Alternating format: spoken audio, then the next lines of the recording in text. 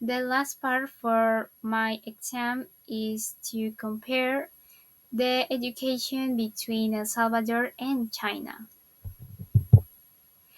In this presentation, we will explore the similarities and differences in education between two countries, the Republic of El Salvador and the People's Republic of China.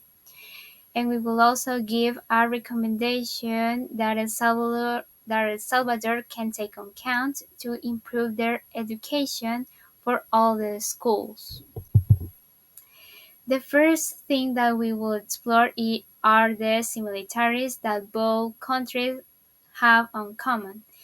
The first similarity is that they have the same time that students need to have for compulsory education. The total time that students have to do for compulsory time are 9 years that are divided of 6 years primary plus 3 years secondary. The second similarity between these two countries is that both countries allow students to choose between a general education or choose a vocational education in secondary school.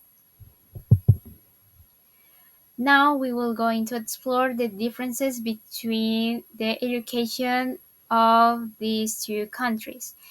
The first difference is the quality and resources.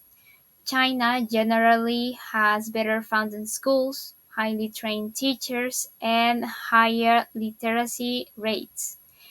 Meanwhile, El Salvador has to deal with under-resourced schools and less training for teachers. So this can be really bad for El Salvador because the students doesn't not all the schools of El Salvador doesn't have the resources that they need to study properly. And the second difference between the education of these countries is that China has a more strict discipline on students and places a strong emphasis on exams and STEM projects that students have to do. The STEM projects means that students need to do projects that is a mix of subjects like math, science, and technology. While El Salvador puts less pressure on standardized tests on students and focuses more on practical skills and civic education.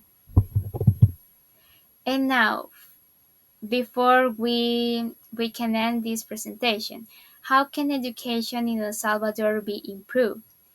In this occasion, El Salvador government needs to invest in education, especially in teacher training and school infrastructure.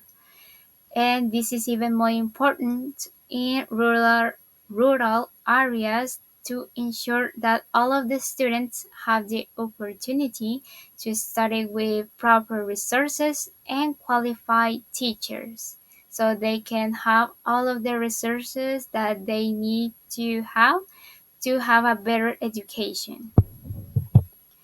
Thank you so much for your attention and and take care of yourself, and thanks once more time to listen to my presentation. Bye.